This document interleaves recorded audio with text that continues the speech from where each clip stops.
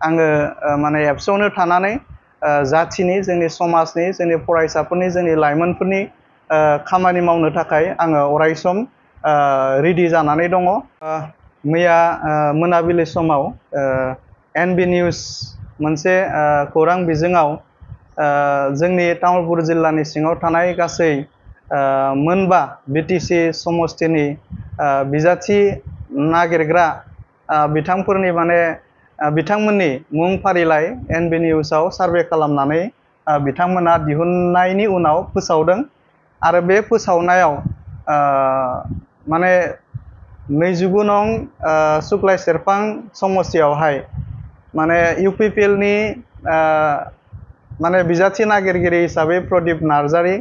लोगोसेनो बासिराम बसुमतारी होननाय मुं बेवहाय फोसावनाय नुनो मोनदों आरो बेवहाय आङो तामुलपुर जिल्ला एबसुनि आफादगिरि हिसाबै आंनि मुङा बासिराम रामसियारि। दा हयथ' सोरबा माने सुक्लाय सेरफाङाव बासिराम बसुमतारी मुंनि सोरबा थानो हागौ आरो बेयाव जुदि आंनि नामखौ जुदि लानानै बिथांमोना फोसावदोंबा बेयो गोरोन्थि जागोन। मानोना नैबे समाव आङो तामुलपुर जिल्ला एबसुनि आफादगिरि जानानै दङ आरो आफादगिरि जाना थानाय समाव आङो खुनु माने खारनाव आङो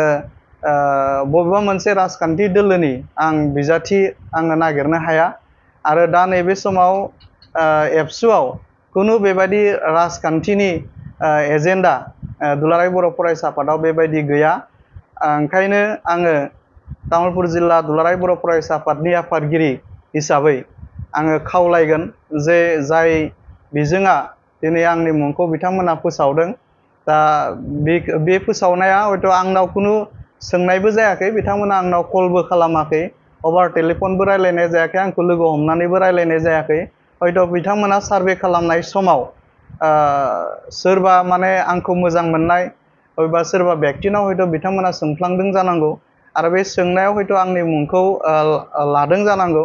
दा बेखौनो लानानै हयथ' बिथांमोना आंनि मुंखौबो हयथ' नैबे माने बिजाथि नागिरनाय जि मोनसे लिस्ट बिथांमोना दिहुनदों बेवहाय हयथ' आंनि मुंखौबो हयथ' सोसनदों होननानै आङो सानो। दा जियानो जा नैबे समाव आङो स्पष्ट भाषाजों आङो बुंदों जे एबसुनि आफादगिरि थानाय समाव आं मालाबाबो माने बबेबा मोनसे राजखान्थि दोलोनि बिजाथि जानानै आं इलेक्सन गेलेनो हानाय आंहा बेबायदि मोन्थाय गैया आरो थानाय नङा। आरो मोनसे बाथ्राखौ आङो माने गोख्रों रावजों बुंगोन बा स्पष्ट भाषाजों आङो बुंगोन जे आइ आफा रायजो राजाया जुदि लुगैयोब्ला थैजासिम आङो माने एबसु मावलांनो थाखाय आं अरायसम राजि दङ आरो एबसु दुलाराय बर' फरायसा आफादाव थानानै जाथिनि मावनो मोननायनि जि माखासे सुबिदाफोर दङ बे सुबिदानिख्रुइ गावनि जि माने एमसिएलए एम जानायनि मोनसे सुबिदाया मालाबाबो देरसिन जानो हाया। अरायसम माने एबसु आरो जोंनि